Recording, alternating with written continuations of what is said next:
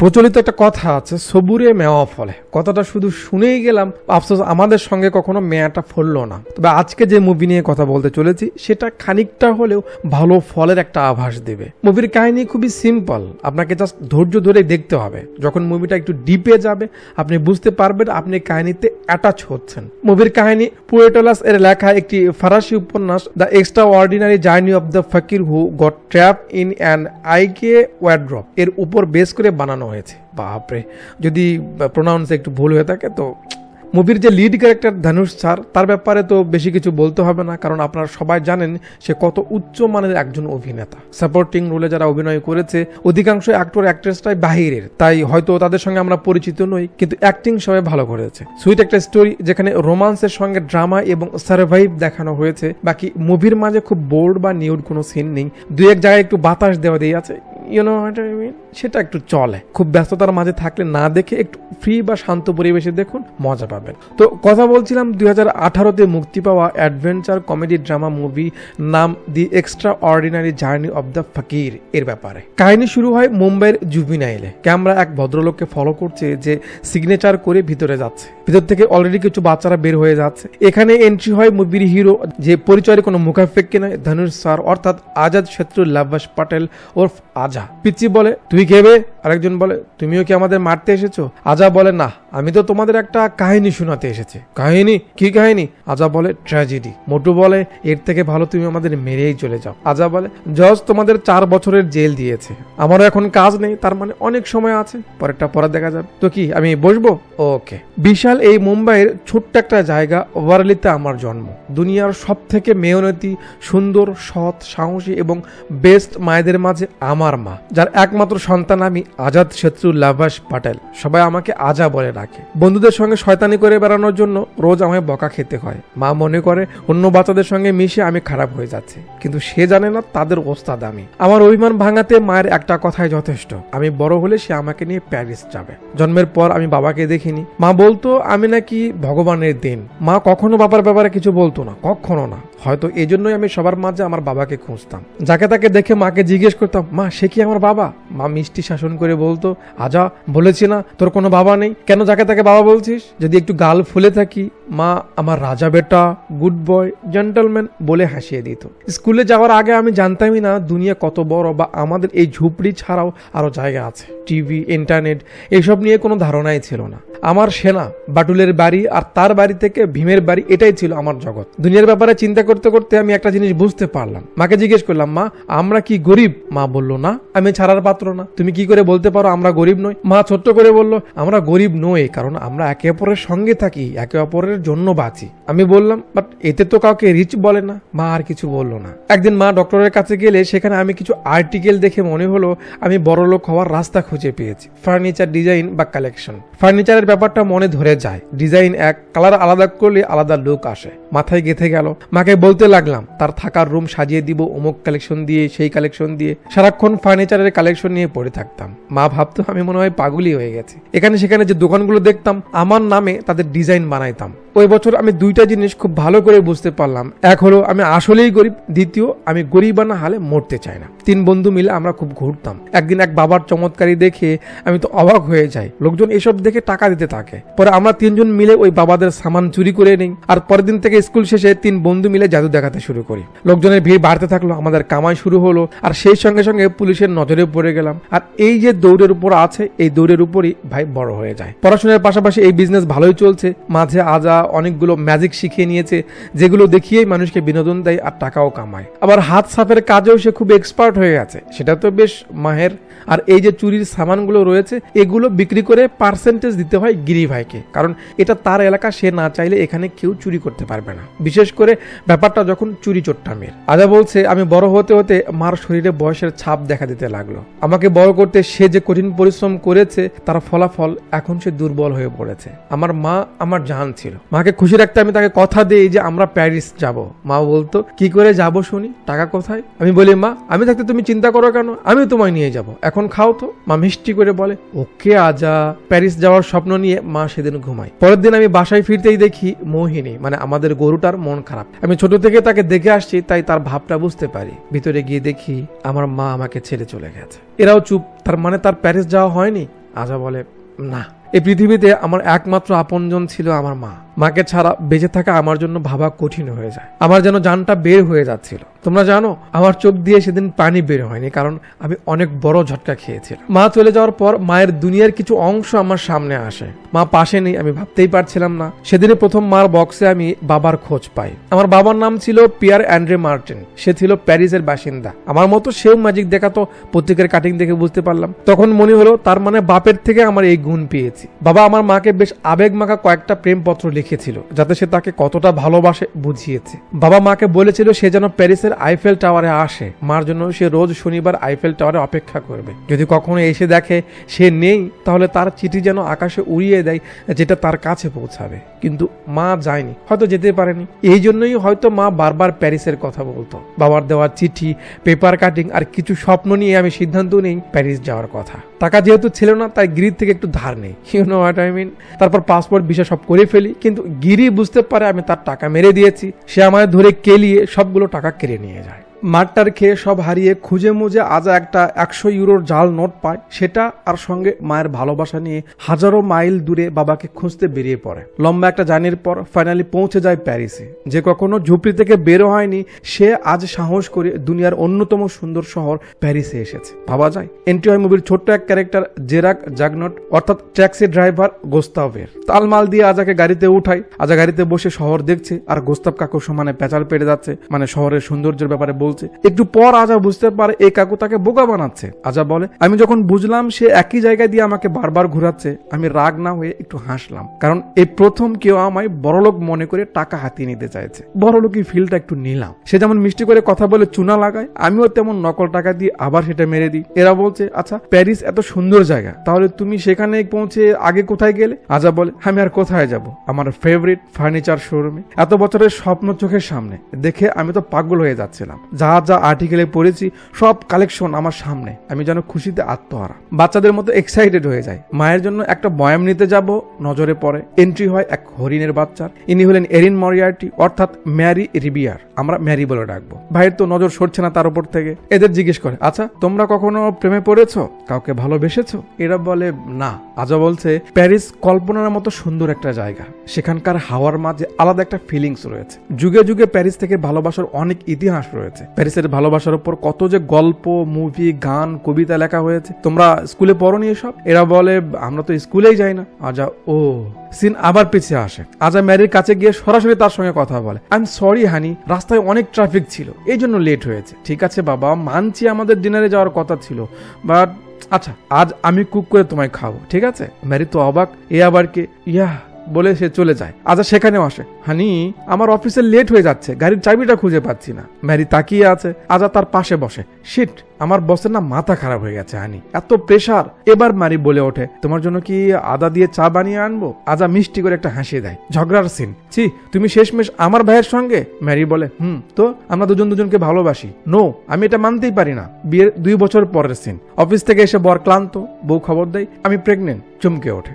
আজা বলছে, প্যারিসের হাওয়া তার কাজ শুরু করে দিয়েছিল। এ বলে, কি এক আমেরিকান কিউট মেয়ে এই মেহগনি গাছ মানে এক ফকিরের প্রেমে পড়ে গেল? আজা বলে, কিন্তু কেন সেটা জানি না, চান্স এখনো ছিল। আমার কথা ম্যারি এত ভালো লাগে যে সারা বিকেল সে বসে বসে আমার কথা শোনে। আমি ইন্ডিয়ার ব্যাপারে বলি, এখানকার কালচার, রাজাদের রাজত্ব, মেয়েদের কতটা স্পেশাল মনে করা হয়, সব বলি। সে জাস্ট চুপচাপ আমার কথা শুনতে থাকে। বাহ, বেশ, এখানে বেশ কিউট লাগছে না? বুঝি না, এরা কি 3 বেলা করে জাস্ট ফেয়ার অ্যান্ড লাভলি খায় নাকি? এত কিউট কেমনে হয়? আমি মনে হয় একটু বেশি গভীরে যাচ্ছি না? আচ্ছা, ম্যারি এখানে তার একটা ফ্রেন্ড রোজের সঙ্গে থাকে। সে এখানকার না, শিকাগোর। বাড়িতে বিয়ের জন্য চাপ দিচ্ছিল, সে সেখান থেকে পালিয়ে এসেছে। এখানে আমেরিকান কনসাল্টিং একটা ফার্মে কাজ করে। আজা তার পকেট থেকে নিউজ ক্লিপিংটা ম্যারিকে দিয়ে বলে, এটা তুমি রেখে দাও। কেন? আজা বলে, এটা একটা প্রমিস যে আমরা আবার দেখা করব, এটা আমার জন্য খুব জরুরি ম্যারি, আর আমি তোমার এই পেন রেখে দিলাম। মানে সে তার কলমটা আগেই চুরি করেছে, ম্যারি জানে না। আজা বলে, কাল ঠিক 7টায় আইফেল টাওয়ারে এসো প্লিজ।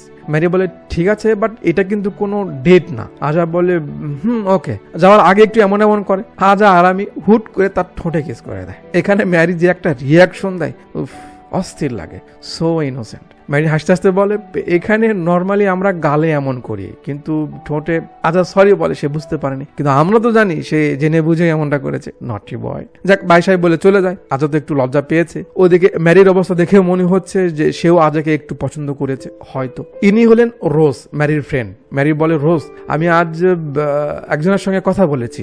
সে রোজ এসে তাকে জড়িয়ে ধরে, ও কংগ্রাচুলেশনস, ফাইনালি তোর কাউকে ভালো তো লাগলো, দেখি দেখি সে কেমন, তার ব্যাপারে বল। ম্যারি তাকে শান্ত করায়, আরে এমন কিছু না, জাস্ট ফার্নিচারের দোকানে দেখা হয়েছিল, ছেলেটা ভালো, কাল দেখা করতে বলেছে। রোজ যেতে বলে, কারণ ম্যারি খুব সিম্পল আর বোরিং টাইপের একটা মেয়ে, সে সহজে কাউকে পছন্দ করে না। রোজ চাই সে কাউকে ভালোবেসে ভালো থাকুক। ওদিকে আজার কি খবর? তার কাছে যেহেতু টাকা ছিল না, তাই সে শোরুমেই লুকিয়ে পড়ে যাতে রাতটা এখানেই কাটাতে পারে। সবাই চলে গেলে সে বের হয়ে তার মায়ের আস্থিয়া এই পাত্রে রেখে ওয়ার্ড্রোপে লুকিয়ে পড়ে। লম্বা সফরের ক্লান্তি ছিল, তাই খুব তাড়াতাড়ি গভীর ঘুমে চলে যায়। এখন মাঝ রাতে মালের ডেলিভারি দিতে হাজারো ফার্নিচারের মাঝে এই হলুদিয়া পাখি অর্ডার দেয়, ওইটা ব্যাস উঠিয়ে নেওয়া হয়। আজার চান্স রাস্তা পাল্টে নিল। অনেকটা পথ যাওয়ার পর গাড়ির শব্দে আজার ঘুম ভাঙে। কিছু লোকের গানের আওয়াজ কানে পড়ে, ঘোর কেটে যায়, বুঝতে পারছে না কি হচ্ছে। এদিকে গাড়ি পৌঁছে গেছে লন্ডনে। আজাব বের হতে লাইট তার চোখে পড়ে, দেখে বেশ কিছু লোক। ও ওয়েলকাম।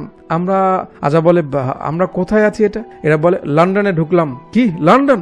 আপনারা এখানে এভাবে, তার মানে কি আপনারা সবাই রিফিউজি? এরা বলে, কেন তুমি না? আজা বলে, ও নো নো নো, আমি তো ট্যুরিস্ট। কাকু বলে, আচ্ছা তাই, তাহলে কি আলমারির ভিতরে ট্যুর করছিলে? সবাই হাসছে। আজা বলে, আরে ভাই আমি সত্যি বলছি, আমি আসলেই ট্যুরিস্ট, আমার কাছে পাসপোর্ট আছে। কাকু দেখে, তাই তো। ইনার নাম ওয়ারাজ। বলে, আমরা সোমালিয়া থেকে এসেছি। সোমালিয়া?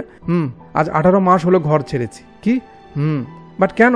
এরা তাদের কাহিনী বলে, কিভাবে তাদের দেশে প্রবলেম ছড়িয়ে পড়ে, পরিবার চালাতে তাদের বাইরে আসতে হয়, টাকার অভাবে কত কি করতে হয়, অনেক কাহিনী। তাদের সঙ্গে আরো লোক ছিল, অনেকেই মারা গেছে, অনেকেই ফিরে গেছে। এখন তারা 5 জন বাকি আছে। লন্ডনে যাচ্ছে যাতে কিছু একটা করে তাদের বাড়িতে টাকা পাঠাতে পারে। তাদের কষ্টের কথা শুনে আজারও খারাপ লাগে। এর মাঝে গাড়ি থেমে যায়। কি হলো? কুকুরের আওয়াজ শুনে বুঝতে পারে ঝামেলা। বের হয়ে আসে, দেখে বর্ডার পুলিশ। গাড়িতে উঠলে ধরা পড়বো, পালাতে হবে। আজা বলে, আমার কাছে তো পাসপোর্ট আছে। ওয়ারাজ বলে, তো থাকো এখানে মুহূর্তে। বলে সবাই দৌড় দেয়। আজাও তাদের সঙ্গে যায়। পুলিশ তাদের পালাতে দেখে ফেলে, তারাও পিছু নেয়। দৌড়াদৌড়ি চলছে। বাট লক্ষ্য করেছেন, এত বড় বড় গরু বাইরে রাখা আছে, আর আমাদের দেশে হলে 10 মিনিটের মাঝে গায়েব করে দিত। যাক, অনেক দৌড়ঝাঁপ করে বাঁচতে, কিন্তু এখানে এসে থেমে যায়। সামনে যাওয়ার উপায় নেই, পুলিশ পেছন থেকে। আজা বলে, কুল গাইস, আমি তোমাদের একটা ম্যাজিক দেখাতে পারি। ম্যাজিক?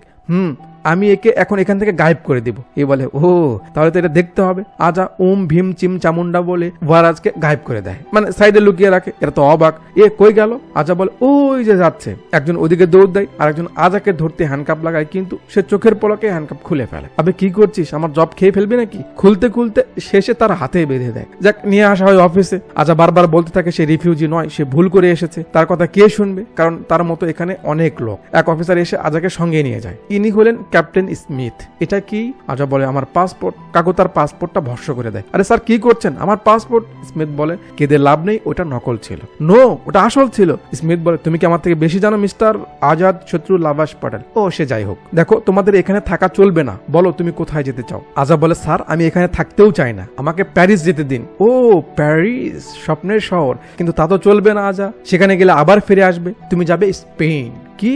জি, এই নাও তোমার স্টেটমেন্ট। আজা বলে, কিন্তু আমি তো কোনো কিছু বলিনি। তুমি না বললে আমি তো বলেছি। সত্যি বলতে কি জানো, আমরা তোমাদের জন্য অলরেডি একটা প্লেন বুক করেছি। আরে স্যার কি বলছেন? আমি কেন স্পেন যাব?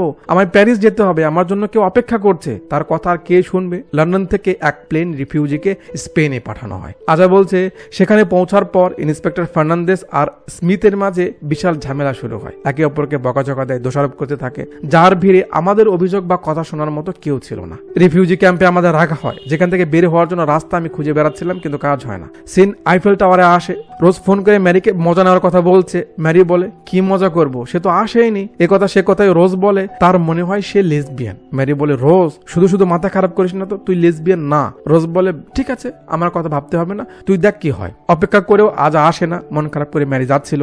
এক ভদ্রলোক ম্যারির থেকে একটা ঠিকানার ব্যাপারে জেনে নেয়। তারপর এক কথা দুই কথা বলতে বলতে দুজনে একসঙ্গেই বের হয়ে যায়। বাইরের দেশে এই ব্যাপারটাই অ্যাট্রাক্ট করে যে সেখানে মেয়েদের এদের এতটা অ্যাটিটিউড বা ভাব নেই। নর্মালি তারা যে কারোর সঙ্গে খুব ভালোভাবে কথা বলে। সিন বর্তমানে আসে। এরা বলছে তাহলে তুমি রিফিউজি ক্যাম্পে কি করছিলে? আজা বলে আর কি করব, আমার কর্ম। আমি বুঝতে পারি এখানে টেনশন বা ব্যস্ত হয়ে কিছু করা যাবে না। আমি রোজ সবার উপকারে কিছু না কিছু করতাম, তাদের সঙ্গে কথা বলতাম, হাসি খুশিতেই সময় পার হতো। আমাদের ব্যাপার লেখালেখি করা বা ভাবার মতো কেউ ছিল না, বাট এভাবে আর কত। তাই মাঝে মাঝে বের হওয়ার জন্য দরজা খোলার চেষ্টা করতাম, কিন্তু হতো না। এর মাঝে বেশ কিছু সময় পার হয়ে যায়। ওদিকে ম্যারির প্রমোশন হয়ে যায়, সে বড় পদ পেয়ে যায়। আর তার সঙ্গে সঙ্গে ওই সেই ভদ্রলোক যার সঙ্গে টাওয়ারে দেখা হয়েছিল, মিস্টার পিটার, দুজনের মাঝে এখন সাম কাইন্ড অফ রিলেশনই বলতে পারেন হয়ে গেছে। পিটার বলে সে তার জন্য এখানে পার্মানেন্ট শিফট হচ্ছে। রাতে বাসায় ফিরে ম্যারি সেই ব্যাপারটা নিয়ে রোজের সঙ্গে কথা বলে যে পিটার এটা করছে, সে তাকে অনেক ভালোবাসে, তার অনেক খেয়াল রাখে, তার জন্য এখানে পার্মানেন্ট শিফট হচ্ছে। কিন্তু এসব তার ভালো লাগে না। রোজ কিছু বলতে যাবে, তার রুমের ভিতর থেকে এক দিদি বলে কি হয়েছে রোজ, সব ঠিক আছে তো? ম্যারি হা এ কে? রোজ বলে দোস্ত আমরা কাল কথা বলি।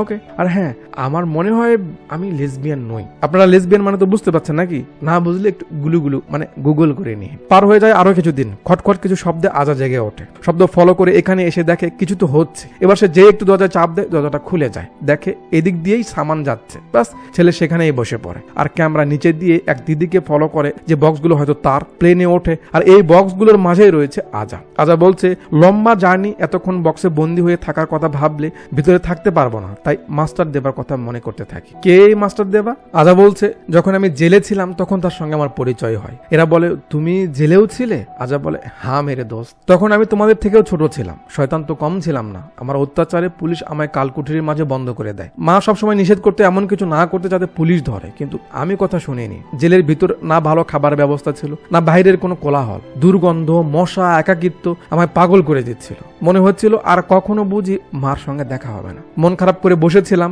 দেয়ালের এপার থেকে একটা ভারী গলা আমায় ডেকে উঠলো, তুমি কি বাইরে দেখতে পাচ্ছ?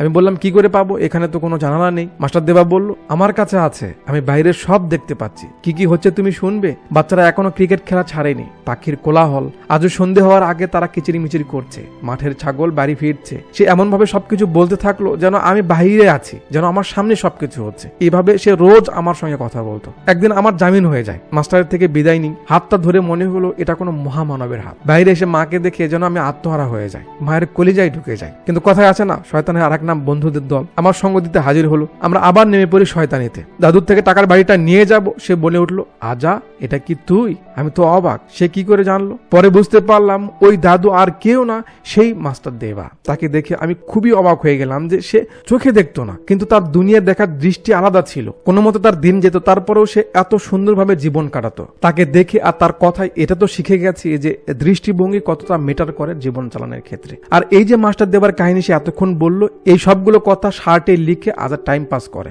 এর মাঝে প্লেন ল্যান্ড করে, ভাই চলে আসে ইতালিতে। এন্ট্রি হয় মুভির অন্য আরেক ক্যারেক্টার হিরোইন নেল্লি, মানে সে একজন স্টার। তার লোকেরা বলছে কখন কোন শিডিউল রয়েছে সব শুনে নেল্লি সবাইকে যেতে বলে। সে একটু কুল হবে, কোনো শব্দ নেই বলে আজা বক্স থেকে বের হতে না হতে নেল্লির সামনে গান নিয়ে, হ্যালো তুমি লুকিয়েছিলে ভালো কথা, কিন্তু ওর শার্ট কেন খুলেছ? তুমি কি রিফিউজি? এখন টুরিস্টের কথা বলে আর কি হবে? তাই আজা বলে জি। তাকে দেখে তো দিদির ভয় পাওয়ার কথা তাই না, কিন্তু সে পায়নি। উল্টো আজা ভয়ে কাঁপছে আর বলছে আমার কাছে লেখার কিছু ছিল না, তাই শার্টে লিখেছি। ওই যে ম্যারির থেকে কলম নিয়েছিল সেটা দিয়ে আর কি। নেল্লি বলে তো তুমি একজন রাইটার, ব্যাপারটা ইন্টারেস্টিং। তাই নেল্লি বসে পড়ে শার্টে লেখা কাহিনী পড়তে। পড়া শেষে তার খুব ভালো লাগে কথাগুলো। এর মাঝে দরজায় কড়া নাড়ে, খুলতে সামনে নেল্লির এক্স হাজবেন্ড অ্যালফ্রেডো, একজন প্রডিউসার। উফ নেল্লি তোমায় যা লাগছে কি বলবো, তোমার তারিফ করার মতো শব্দ পাচ্ছি না, চল ঝুটা। নেল্লি বলে বুঝেছি, তেল মারতে হবে না, কি বলতে এসেছো সেটা বলো। অ্যালফ্রেড তার থেকে ডেট নিতে এসেছে। এর মাঝে আজা চায়ের কাপটা রাখতেই এল তাকে দেখে ফেলে। ও হোয়াট ইজ দিস নেল্লি, এসব কি? সে একটা বাচ্চা ছেলে, তুমি। নেল্লি বলে ও একজন রাইটার, যে তার গল্প নিজের শার্টে লিখেছে, পুরনো সুফি সাহেবদের মতো। আমি জাস্ট তার লেখা দেখছিলাম, তোমায় এসব নিয়ে ভাবতে হবে না, জেন কালো এসব ভালো বুঝবে, তুমি যাও বলে তাকে পাঠিয়ে দেয়। আজাকে বলে ও তোমার তো কিছু কাপড়ের প্রয়োজন না, চলো। তারা মার্কেটে যাক, ক্যামেরা নিয়ে আসে ম্যারির কাছে। ম্যারি আজ এই কাকুর ট্যাক্সিতে উঠেছে, কিন্তু কাকু তার সঙ্গে 2 নম্বরই করে না, কারণ এ সব চেনে। কথা হচ্ছে, কাকু তার এক্সপিরিয়েন্স থেকে বলে তোমার চোখ বলছে তুমি কাউকে খুঁজতেছো।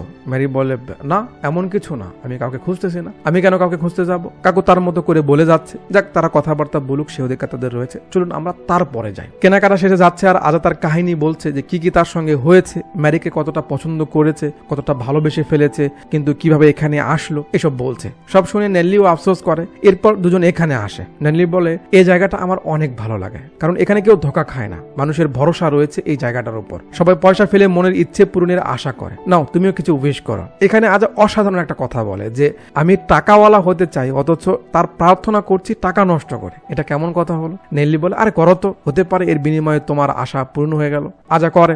এরপর নেল্লি করে। তার উইশ ছিল থমাস গ্রেগরি যেন তাকে ক্ষমা করে দেয়। আজা জিজ্ঞেস করে সে আবার কে? নেল্লি বলে আমার প্রথম প্রেম, অনেক ভালোবাসতাম ওকে, ও বাসতো, আমি রাতারাত ফেমাস হয়ে যাই, ওর থেকে দূরত্ব বেড়ে যায়। অ্যালফ্রেডো বেশ চার্মিং আর টাকাওয়ালা ছিল, তাই খুব সহজে তার সঙ্গে আমার অ্যাফেয়ার হয়ে যায়। সেই খবর থমাস পত্রিকা থেকে জানতে পেরে খুব মন খারাপ করে, আর তারপর থেকে কথা বলেনি। আজা বলে তোমায় দেখে মনে হচ্ছে তুমি আজও তাকে ততটাই ভালোবাসো। আসলে কি জানো, দূরে না গেলে কাছে থাকার মর্যাদাটা বোঝা যায় না। আচ্ছা চলো। তো রাতে একটা পার্টি আছে, সেখানে যাওয়ার জন্য রেডি হচ্ছিল। নেল্লির লোক ভাইকে সাহায্য করে ড্রেস আপ করতে। এরপর দুজন চলে আসে একটা পাবে। এখানে ভাই তার মাস্টারি পিটারা খুলে দেয়, তার নাচে পুরো মহল তৈরি হয়ে যায়। নেল্লিও সঙ্গ দেয়, বেশ মজা টজা করে এরা বের হয়ে যাবে। মিডিয়া নেল্লিকে ঘিরে নেয়। আজাকে এইভাবে সঙ্গে দেখে জিজ্ঞেস করে তারা কি ডেট করছে নাকি। আজা বলে না রে ভাই, সে তো একজন মহান ব্যক্তি থমাস গ্রেগরিকে ভালোবাসে। নেল্লিও তার নাম লিখে এইভাবে সবার সামনে ধরে। এরপর দুজন বাসায় আসে, যেখানে অলরেডি অ্যালফ্রেডো অপেক্ষা করছিল, মানে সে নেল্লির থেকে ডেট চাইছে আর কি মুভির। অ্যালফ্রেডোর প্রতিদ্বন্দ্বী হলো জিয়ান কার্লো। নেল্লি বলে সে ফোন করেছিল, ভালো অফার দিয়েছে ওই শার্টের জন্য, তুমি কি কিছু বলবে? অ্যালফ্রেডো বলে সে কেন বারবার তোমায় ফোন করে, কি সমস্যা তার, আর তুমি কেন তার সঙ্গে কথা বলতে চাও? নেল্লি বলে কারণ তুমি আর্টের কদর করতে জানো না। অ্যালফ্রেডো বলে আচ্ছা ঠিক আছে, বলো দেখি জিয়ান কার্লো কত দিতে চেয়েছে ওই শার্টের জন্য। নেল্লি বলে তার কথা ছাড়ো, তুমি কত দিবে সেটা বলো। অ্যালফ্রেডো বলে 10 লাখ ইউরো লিকুইড। নেল্লি আজার দিকে তাকায়, সেও ইশারা করে। নেল্লি বলে ঠিক আছে, এটা তোমার। ক্যাশ সঙ্গে সঙ্গে হাজির। দেখে তো আজ অবাক, এটা কি আসলে এটা সত্যি একটা শার্টের দাম এতগুলো? এর পুরো ক্রেডিট নেল্লির। রাতে রাজা ব্রিফকেসটা সঙ্গে নিয়ে এভাবেই ঘুমায়। পরের দিন সকালে এন্ট্রি হয় মুভির অন্য আরেক ক্যারেক্টার রোমেন পুয়েটলাস অর্থাৎ থমাস গ্রেগরির, যে নিউজে কালকে ঘটনা দেখছে, কিভাবে নেল্লি সবার সামনে তার ভালোবাসার কথা বলছে। ব্যাপারটা তার ভালোই লাগে। বাইরে বের হতেই মিডিয়ার লোকেরা তাকে ঘিরে নেয়। ও হ্যাঁ, ইনিই কিন্তু সেই লেখক যার নভেলের উপর মুভি বানানো হয়েছে, বা বলতে পারেন এই মুভির রাইটার সেও। আজ অপেক্ষা করছে, একটু পর নেল্লি এসে তাকে ধন্যবাদ জানায়। সে অনেক খুশি। কেন? কারণ এত বছর পর থমাস গ্রেগরি তাকে কল করেছিল, আর এটা তার জন্যই হয়েছে। ভাই সাহেব বলে চলে যায়, শুটে যাবে। ওদিকে অ্যালফ্রেডোর সঙ্গে দেখা হয়ে যায় জিয়ান কার্লোর। সে তার আগে শার্টটা কিনেছে, সেটা নিয়েই বলছে। জিয়ান কাকু বলে কিসের শার্ট, সে ব্যাপারে তো আমি কিছুই জানি না, আর না আমার নেল্লির সঙ্গে কথা হয়েছে। শুনে তো এলের মাথা ঘুরে যায়। ও তুমি মজা করছো না? কাকু আর কিছু বলার প্রয়োজন মনে করে না, সেখান থেকে চলে যায়। অ্যালফ্রেডোর সন্দেহ হয়, সে লোক পাঠিয়ে দেয় আজাদ থেকে সব টাকা ফেরত নিতে। এবার কি হবে? আজাদ তাকে চকমা দিয়ে সেখান থেকে পালানো শুরু করে। চলছে দৌড়াতে এখানে আসে। নববিবাহিত বর বউ এই হট এয়ার বেলুন নিয়ে যাবে, কিন্তু আজা সেটা ছেড়ে দেয়। এরা লাইক আজার পিছনে লোকটা তাকে শুট করে, কিন্তু কাজ হয় না, পাবলিক প্লেস, তাই সেও আর ট্রাই করে না। মানে আজা পালাতে সক্ষম হয়। বেলুন উঠছে, আজা দেখে এখানে তো খাবারের ব্যবস্থাও রয়েছে। বাহ, ভাই তো খুব খুশি। আজা বলছে আমি সারা জীবন যে জীবনের আশা করেছি তা পূরণ হতে চলেছিল। খোলা আকাশে এত সুন্দর এক পরিবেশ মন ছুঁয়ে যাচ্ছিল। কাছে এতগুলো টাকা যা দিয়ে আমি আমার সব চাহিদা পূরণ করতে পারবো। অল্প কিছুক্ষণের মাঝে আমি প্যারিস পৌঁছতে যাচ্ছিলাম, কিন্তু কথায় আছে না, কপালে থাকলে হার, কি করবে দুলাভাই সাক্ষীদার। ফিউল কতটুকু ছিল এটা আমার মাথায় ছিল না। তার মানে আমি আমার বড়লোকি লাইফ লিড করার আগেই মরতে চলেছি। খুব চিন্তা হচ্ছিল এবার কি হবে। সব স্বপ্ন আশা মাটি চাপা দিতে লাগলাম। মনটা খারাপ হয়ে গেল। বসে একা একা ম্যাজিক দেখতে লাগলাম যাতে মাইন্ডটা শান্ত থাকে। আর সেই সময় নজর পড়ে কলমে একটা নাম্বার দেওয়া রয়েছে, মানে ম্যারি যে কনসাল্টিং এ জব করে সেটার। ফোন সেখানে ছিল, কল দেই, তারা জানায় ম্যারি নেই। আমি ইন্ডিয়ার এজেন্সি থেকে কথা বলছি, তার সঙ্গে কন্ট্যাক্ট করাটা জরুরি, তাই কলটা ট্রান্সফার করতে বললাম। একটু পর ফোনটা রিসিভ হলো। Hello Mary. ওপার থেকে রোজ বলে ম্যারি বাথরুমে গেছে। আজা তার পরিচয় দেয়। রোজ বলে ওহো, তুমি সেই যে আসতে চেয়ে আর আসনি। আজা বলে সে অনেক কথা, আমি কি ম্যারির জন্য কোনো মেসেজ দিতে পারি? বলো। আজা বলে সেদিন আমি আসার আগে একটা ঝামেলায় ফেসে যাই, সেখান থেকে এখনো বের হতে পারিনি। আমি ম্যারিকে অনেক মিস করেছি। আচ্ছা ও কি এসেছে? রোজ বলে না। আজা বলে তো তুমি ওকে বলে দিও এই প্রথম আমি কোনো মেয়েকে নিয়ে সিরিয়াস, প্রথম কাউকে এতটা ভালো লেগেছে। আমি ম্যারিকে অনেক অনেক ভালো। রোজ বলে দেখুন মিস্টার, ও অন্য কারোর সঙ্গে রয়েছে, খুব তাড়াতাড়ি তারা বিয়ে করতে চলেছে। আজা মনের কথাটা বলতেই পারলো না। মনটা আরো খারাপ হয়ে যায়। বেচারা আর কথাই বলতে পারে না। শুকনো গলায় আবার বলে মেসেজ কি পাল্টানো যাবে?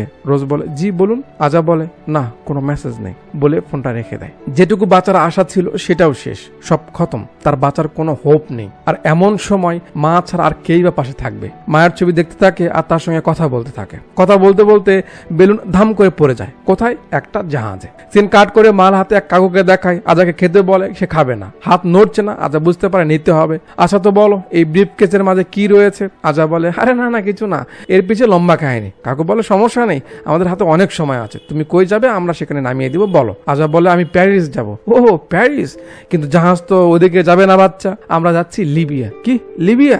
জি। আচ্ছা এবার ওটা খোলো। আচ্ছা আর খোলে না। আরে এর ভিতরে কিছু নেই, জাস্ট কিছু মোজা রয়েছে। কাকু বলে, তাই না? চল খোল বলছি। আরে ভাই কথায় কথায় এমন গান কেন বের করো তোমরা? আজা বলছে, শেষ সময় আমি আমার সব জাদুর শক্তি লাগিয়ে দিলাম টাকাগুলো যেন গায়েব করতে পারি, কিন্তু কাজ হলো না। টাকা দেখে ওদের মাথা ঘুরে যায়, আর লিবিয়া পৌঁছালে তারা আমাকে খালি হাতে পাঠিয়ে দেয়। ওখানে গিয়ে মনে হলো যে সব রিফিউজিরা কখনো না কখনো লিবিয়া অবশ্যই এসেছিল। আজা তার মনে যাচ্ছে এখানে আমরা দেখি ওয়ারাজকে। আরে আজা ভাই তুমি এখানে, তোকে দেখে ভালো লাগলো ভাই। আচ্ছা তার কথা ছেড়ে বলে, ভাই একটা সাহায্য লাগবে। ওখানে অনেক লোক ছিল যারা বিভিন্ন দেশ থেকে এসেছে, সবার কোনো না কোনো সমস্যা রয়েছে। ওয়ারাজ বাছাই করে কিছু স্ট্রং লোককে সঙ্গে নিয়ে পুরো ম্যাটারটা বুঝিয়ে দেয়। আমার টাকা ছিল, আমি এনেছি, সেটা কোনো চোর কি করে নিতে পারে? রাতে ওরা সবাই টাকার খুশিতে খেলা নিয়ে বিজি ছিল, সেই সুযোগে আমরা ভিতরে ঢুকে যাই। আমি আগেই দেখেছিলাম ব্রিফ কেসটা এই রুমে রেখেছিল, তাই সেখানে খোঁজা শুরু করি। ওরা খেলার তালে মারামারিতে নেমে পড়ে, অনেক খুঁজে ব্রিফ কেসটা আমরা পেয়ে যাই। নিয়ে যাবো, শালা জাহেদ খান সামনে এসে খাড়া, কিন্তু আমাদের লোকও কম না, তাকে সাইজ করে দেয়। টাকা আমার কাছে ফিরে আসে। পরের দিন সকালে যখন আমি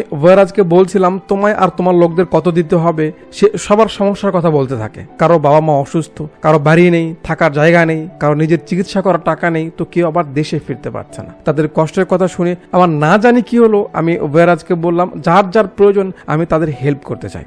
সবাইকে ডেকে বললাম তোমরা সবাই তোমাদের সমস্যা নিয়ে আমার কাছে আসো। এরপর এক এক করে সবার প্রবলেম শুনে তাদের দু হাত ভরে সাহায্য করতে লাগলাম। যে টাকার জন্য আমি এত ভেবেছি, এত কিছু করেছি, সেই টাকা অন্যের উপকারে বিলিয়ে দিচ্ছি, কিন্তু আমার কেন জানি খারাপ লাগছিল না। সেদিন অনেক বড় জাদু হয়েছিল, কি জানো? আমি মনে মনে চেয়েছিলাম যাতে এই টাকায় সবার প্রবলেম সমাধান হয়, আর তাই হয়েছে। আমার টাকা সবাই কাজে লাগিয়ে তারা রোজ এই আজাদের নামে প্রার্থনা করেছে। এর থেকে বড় পাওয়া আর কি হতে পারে? সেদিন বাকি যে টাকা ছিল সেটা দিয়ে আমি আগে একটা পাসপোর্ট আর প্যারিসের টিকিট করে নিই, কারণ ওখানে আমার একটা কাজ বাকি ছিল। সেদিন ওই রিফিউজি ক্যাম্পে আমি এটা বুঝতে পারি যে আমার আসলে কি করা উচিত। প্যারিসে পৌঁছাতে গোস্তাব পিছু নেই, তাকে একটু জ্বালাই। এরপর ফার্নিচার স্টোরে যাই, কারণ আমার মায়ের আস্তিয়া সেখানে রেখে এসেছিলাম। ভিতরটা ধুকধুক করছিল, না জানি আছে কিনা। বয়ামটা দেখতে পাই কিন্তু খুলতে ভয় লাগছিল, না জানি ভিতর থেকে সবকিছু ফেলে দেওয়া হয়েছে। অনেক সাহস নিয়ে খুলে দেখি আস্তিয়া তেমনই রয়েছে। মনে হলো জানে পানি এলো। আজার পরিবেশ তো টেনশনের, কিন্তু এখানে মুখের কোনায় হাসি চলে আসে একটা সিনে। সাইড থেকে একটা মেয়ে বলে ওঠে, হে হানি, সরি আজও আসতে একটু লেট হয়ে গেল। শুনে আজার ভিতরটা নড়ে ওঠে। দেখে ম্যারি শিট ইয়ার, একে তো অফিসে গাধার মতো খাটো, ওপর থেকে ডিনারটাও করতে পারি না, হইলো এটা? আজা তো জাস্ট হা করে দেখছে। প্রথম ম্যারি যেমন তার দিকে তাকিয়েছিল, এখানে দুজনের যে একটা ফিল, যে একটা কেমিস্ট্রি, বিশেষ করে ম্যারির, উফ অস্থির লাগে, একদম ন্যাচারাল, কতটা রিয়েলিস্টিক। কঠিন। আজা বলে, কেমন আছো তুমি? ম্যারি বলে, গুড। আর কিছু বলতে যাবে, পিটার আসে। হে, ওখানে একটা সুন্দর টেবিল দেখলাম। ম্যারি পরিচয় করিয়ে দেয়, হে ও পিটার, পিটার ও আজা। আজার মুখ শুকিয়ে গেছে, দুজনে হ্যান্ডশেক করে। এরপর যখন ম্যারি বলে তো ঠিক আছে দেখা হবে, বেচারা আজার মন আবার টুকরো টুকরো হয়ে যায়। দুজনের চোখ বলছিল তারা একে অপরকে খুব মিস করছে, বাট কিছু করার নেই। মন খারাপ করে আজা বিল দিয়ে ইন্ডিয়া চলে আসে। আজা বলছে, ইন্ডিয়া আসার পর আমি বুঝতে পেরেছি দেশ কি, জায়গা ছাড়ার পর বুঝতে পেরেছি এই জায়গার মূল্য কত। গিরির টাকা শোধ না করে গেছিলাম, তাই সে উত্তম মাধ্যম দিয়ে সব মিটমাট করে নাই। এরপর আমি বাচ্চাদের পড়ানো শুরু করি। রোজ সকালে বাচ্চারা আমার স্কুলে আসতো, আমি তাদের কাহিনী শোনাতাম, বুঝাতাম দেশ কি, দেশের বাইরে কি কি রয়েছে, আর লাইফে গরিবি থেকে উঠে আসতে পড়াশোনা করাটা কতটা জরুরি। তো আজ এমন একদিন পড়াচ্ছিল, এদিকে নজর পড়ে থেমে যায়। খুব অবাক হয়, কি হলো? আমরা দেখি ম্যারি চলে এসেছে। ওয়াও! ম্যারিকে দেখে আজা যেমন অবাক, তেমন আমাদের মনেও একটা খুশি চলে আসে। কি তাই না? তুমি এখানে? ম্যারি পেপার কাটিংটা বের করে দিয়ে বলে, প্রমিস করেছিলাম। আজা বলে, তুমি কি আবারও বিয়ে থেকে পালিয়ে এসেছো? ম্যারি বলে, তার মানে আমার না আসাই ভালো ছিল, বুঝে না? আর কিছু বলতে বলতে আজা ধাম করে ধরে ফেলে। তাদের বাতাস দেওয়া দিই, দেখে বাচ্চারা হেসে ওঠে, দুজনে একটু লজ্জা পায়। বইয়ের দিকে তাকাও, সো কিউট। আচ্ছা এদের বলছে এভাবেই হয়ে গেল এই কাহিনীর এন্ড। কোনো প্রশ্ন? এ বলে, ভাই লেসবিয়ান কি? আজা একটু হাসে, ওই যে মেয়েদের পছন্দ করে। এ বলে, তাহলে আমিও কি লেসবিয়ান? কারণ সেও একটা মেয়েকে পছন্দ করে। আজা এখন এটা কি করে বুঝাবে? বলে, হ্যাঁ বলতে পারো। এ বলে তোমার কাহিনী ঠিক আছে, তাহলে তুমি ট্র্যাজেডি বললে কেন? আজা বলে তোমাদের 4 বছরের জেল হয়েছে, তোমরা কি এর সিরিয়াসনেস বুঝতে পারছো, এর মানে বুঝতে পারছো? তোমাদের লাইফের সব থেকে গুরুত্বপূর্ণ সময় জেলের ভিতরে কাটবে, এর থেকে বড় ট্র্যাজেডি আর কি হতে পারে বলো? এরা চুপ, মাথা নত করে আছে। আজা বলে কিন্তু একটা উপায় আছে যাতে তোমরা জেলে যাওয়া থেকে বাঁচতে পারো। তাই কিভাবে?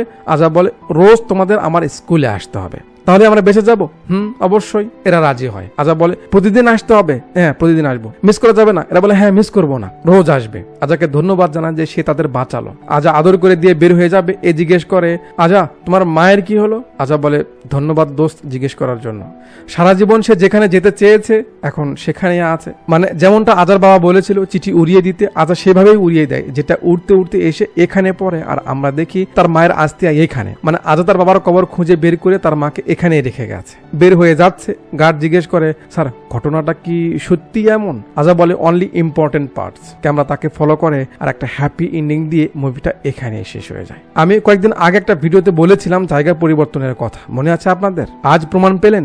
দেশ ছেড়ে যাওয়ার পর আজা বুঝতে পেরেছিল রিফিউজিরা কিভাবে জীবন কাটাচ্ছে। বাইরে গিয়ে বুঝলো মানুষের জীবনে আরো কত প্রবলেম রয়েছে। জায়গা পরিবর্তন করে বুঝলো আসলে তার লাইফে কি করা উচিত। এজন্য যদি আপনার মনে হয় আপনি থেমে গেছেন, জায়গা পরিবর্তন করুন, সমাধান পাবেন। দ্বিতীয় ব্যাপার এখানে বোঝানো হয়েছে যে একটা কাহিনীকে যদি আপনি জাস্ট কাহিনী হিসেবে দেখেন তাহলে সবটাই সাজানো মনে হবে, কিন্তু আপনি যদি দৃষ্টিভঙ্গি পাল্টে দেখেন, নিজের সঙ্গে রিলেট করে নিজের উন্নতির জন্য, সমাধানের জন্য দেখেন, তাহলে প্রতিটা কাহিনীরই সেই অংশটা মূল্যবান মনে হবে আর সেটাই সত্যি। আর তাছাড়া প্রতিটা কাহিনীর জাস্ট মূল্যবান পার্টটাকে আমাদের ফলো করা উচিত। আরেকটা ব্যাপার এখানে রয়েছে শিক্ষা। জীবনে যাই করুন সুশিক্ষা জরুরি। নিজে না হতে পারলে সন্তানকে সুশিক্ষিত করুন, আর যদি সেটা না পারেন তাহলে ওই সন্তানকে পঙ্গু বানিয়ে বাসায় বসে খাওয়ান। খবরদার ওকে বাইরে বের করবেন না, কারণ সে নিজে ভাইরাস, সমাজেও ভাইরাস ছড়িয়ে দিবে। আচ্ছা, তো যাওয়ার আগে কমেন্ট বক্সে একটু হাত বুলিয়ে যাবেন। আর উপরে যে হকারি করা হয়েছে ওইটা নিয়ে সিরিয়াস হওয়ার দরকার নেই। ফাইন্যান্সিয়াল রিস্ক ওর সঙ্গে জড়িত রয়েছে, তাই ওইদিকে যাওয়ার কোনো দরকার নেই। বুঝতে পেরেছেন আমি কি মিন করছি? আচ্ছা, এতক্ষণ পর্যন্ত আমার সঙ্গে থাকার জন্য আপনাদের সবাইকে অনেকগুলো ধন্যবাদ। আর হ্যাঁ, ভিডিও ডিসক্রিপশনে আমার ফেসবুক ইনস্টা আইডির লিঙ্ক দেওয়া রয়েছে, যদি চান সেখানে গিয়ে ফলো করতে পারেন। ওকে।